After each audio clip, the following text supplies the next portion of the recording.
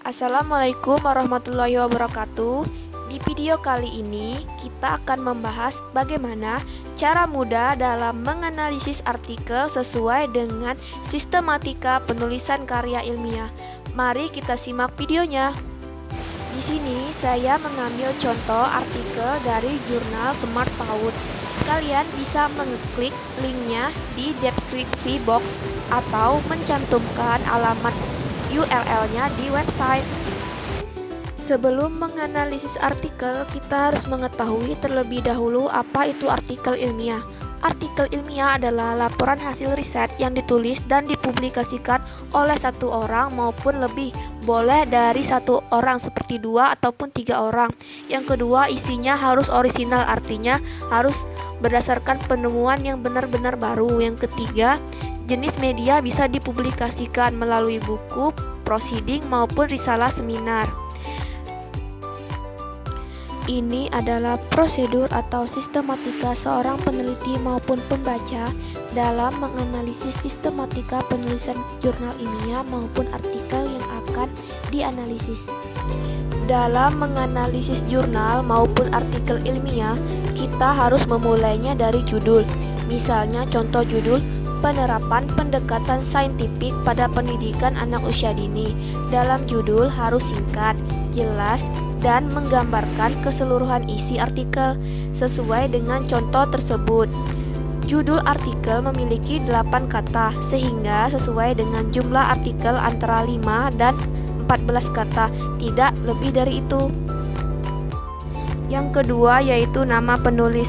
Nama penulis dalam artikel ini adalah satu orang, yaitu Maria Fatima Mardina Angkur, yang akan bertanggung jawab pada isi artikel dan namanya ditulis tanpa gelar.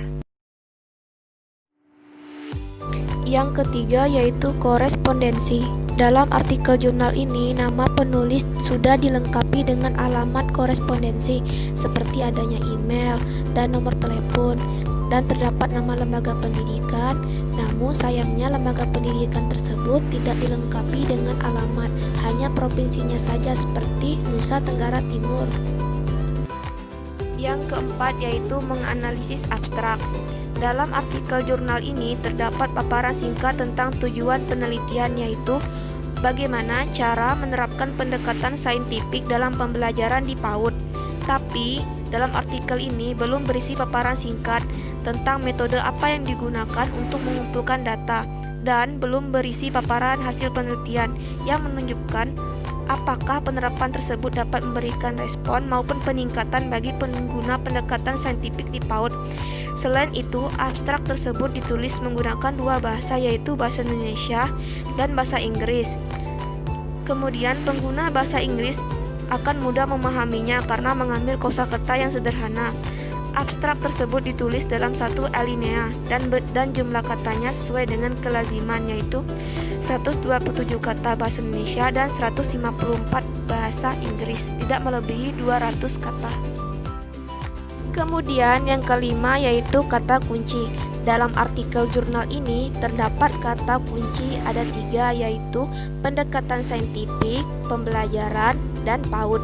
Kata kunci ini berisi konsep penting untuk dibahas dalam artikel agar si pembaca mendapat pemahaman atau pengetahuan baru.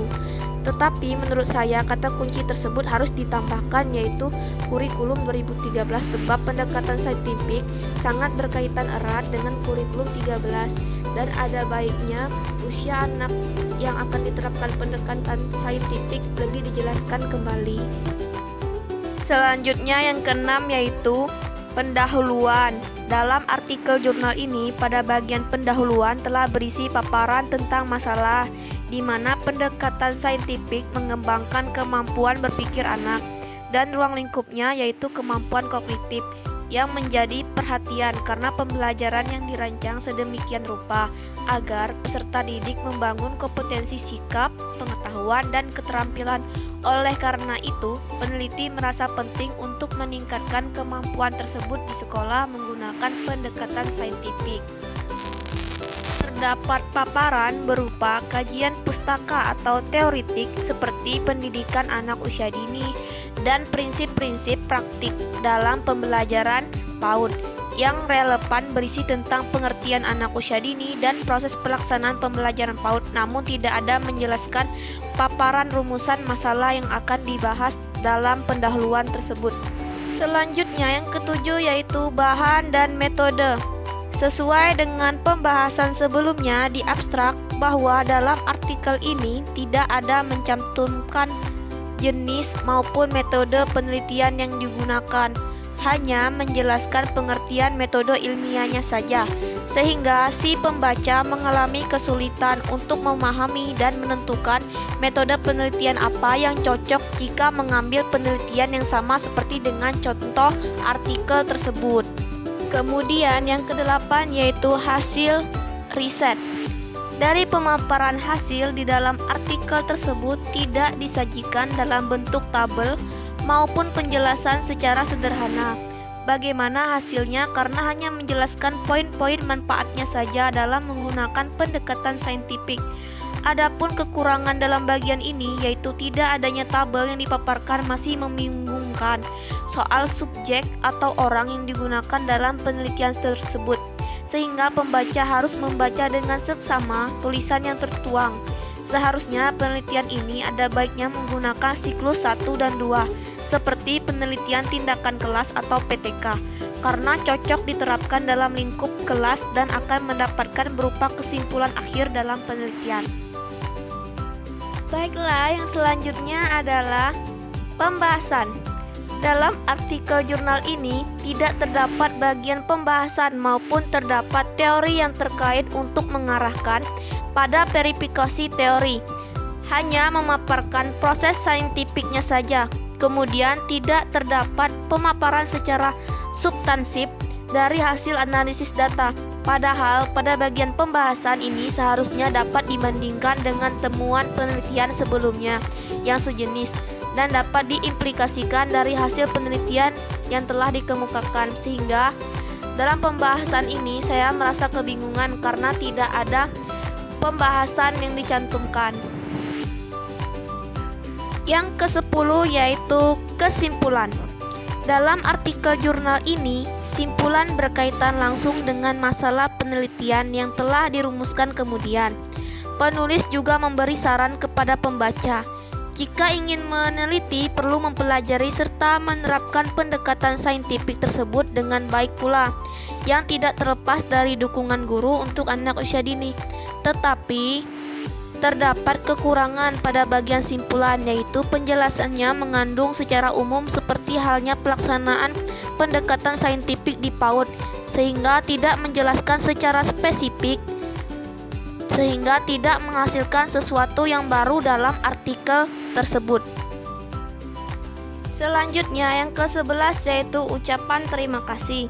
Dalam artikel jurnal ini tidak terdapat ucapan terima kasih dari penulis. Yang terakhir yang ke-12 yaitu daftar pustaka. Dalam artikel jurnal ini, pada bagian daftar pustaka, penulis telah konsisten dalam menggunakan satu style sitasi, yaitu apa style yang dimulai dari penulis, tahun, judul buku, edisi, tempat terbit, dan penerbit. Kemudian daftar pustaka telah berisi semua pustaka yang diajukan dalam artikel tersebut, meskipun ada beberapa sumber yang terbitkan 8 tahun terakhir, seperti tahun 2012. Dan daftar pustaka telah relevan dengan masalah penelitian tersebut. Namun, ada baiknya referensi yang digunakan maksimal 20, karena artikel ini cuma mencantumkan 8 referensi. Itu saja sekilas cara dan contoh yang dapat saya jelaskan. Lebih dan kurang saya mohon maaf dan terima kasih yang sudah menonton video ini. Dan sampai bertemu kembali.